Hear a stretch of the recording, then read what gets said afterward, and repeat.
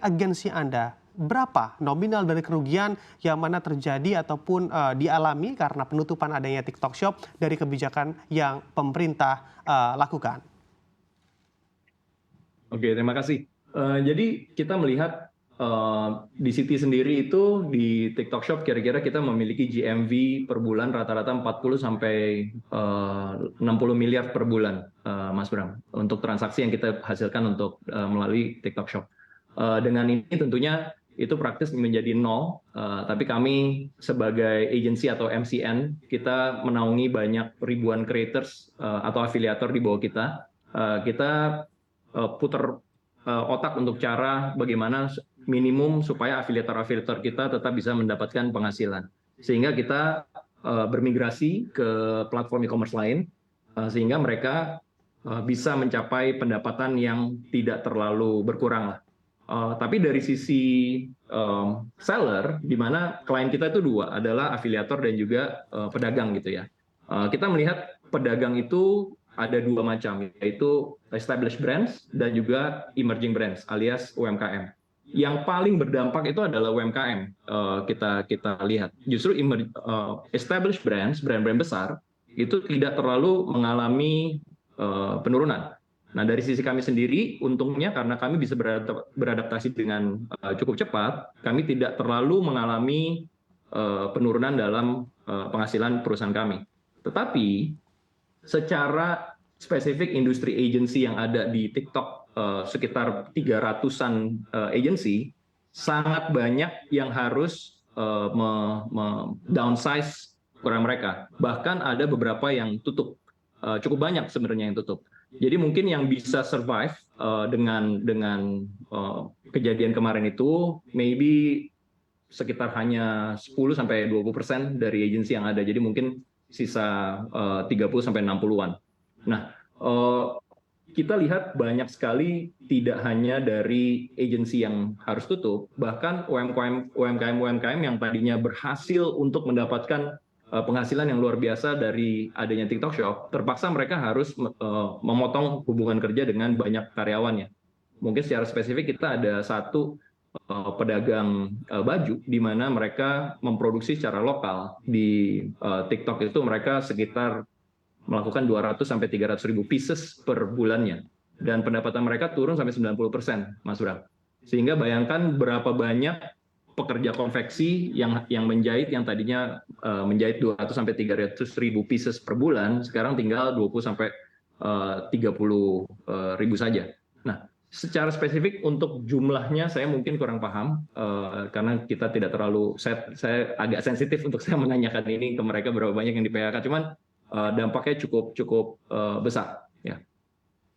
Oke, baik.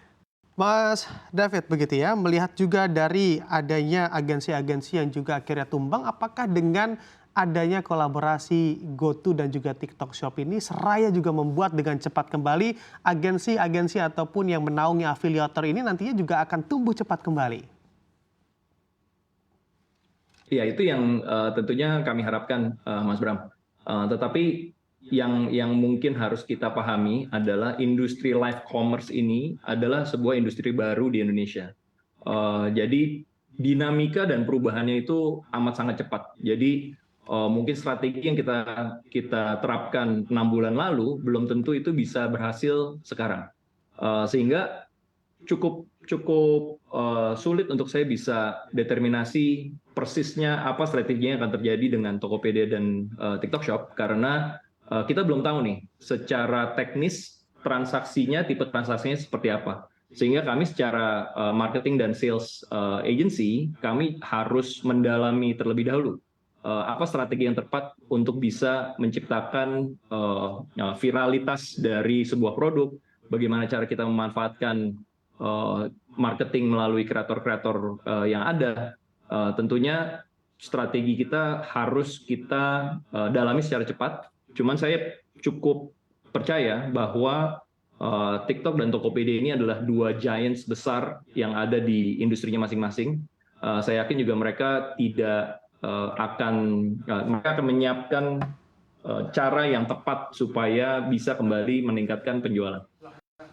Oke, baik. Saya akan kembali ke Pak Sony. Pak Sony, menurut Anda, tentunya di sektor logistik e-commerce begitu ya, di tengah daya beli di negara kita yang cenderung ambrol. Kita lihat datanya di bulan November lalu, yang mana juga sudah di-share oleh Bank Indonesia terkait indeks keyakinan konsumen, daya beli masyarakat RI cenderung turun. Apakah memang dengan adanya kolaborasi ini, lalu juga adanya banyak hal yang kiranya juga membuat industri di sektor e-commerce bertumbuh cukup pesat, apakah Anda juga melihat walaupun ini ada daya beli yang bermasalah, juga tetap ngegas nantinya, khususnya di sektor logistik, yang mana juga terdampak dari penjualan di sektor e-commerce? Silakan Pak Sony.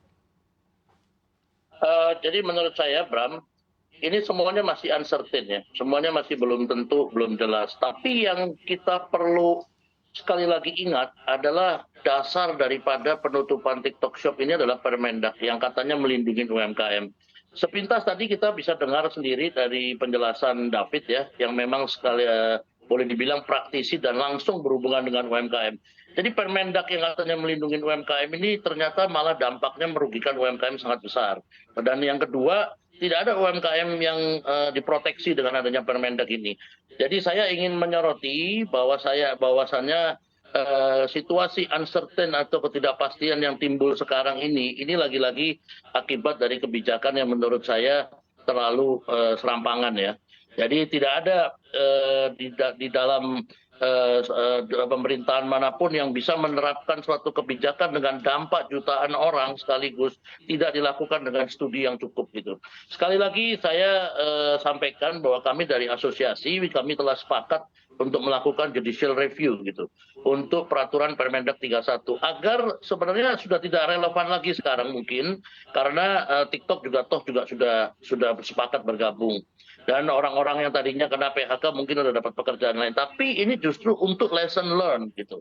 Agar pemerintah nggak bisa lagi dengan semudah itu melakukan suatu intervensi atau suatu peraturan yang dapat berimbas langsung kepada jutaan UMKM, jutaan masyarakat kecil gitu. Hanya untuk kepentingan segelintir orang begitu. Sekali lagi saya lihat di sini adalah adanya hak daripada masyarakat yang dirampas oleh negara, yaitu adanya hak dari afiliator, hak dari brand-brand yang disampaikan David tadi, hak adanya dari kurir-kurir yang berpenghasilan hanya sehari 20-30 ribu.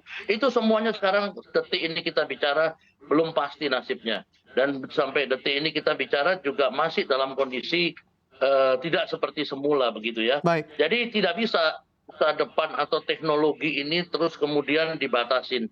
Yang ada mungkin kita bisa contoh platform lain seperti disampaikan David tadi, itu ada platform lain yang akhirnya memuted gitu. Dia harus mengikuti zaman, adanya interaktif dengan customer, maka dia ciptakan live, dia ciptakan hal-hal baru begitu, bukannya meminta perlindungan daripada pemerintah ya untuk kemudian menutup kompetitor atau the rising star TikTok Shop ini ya.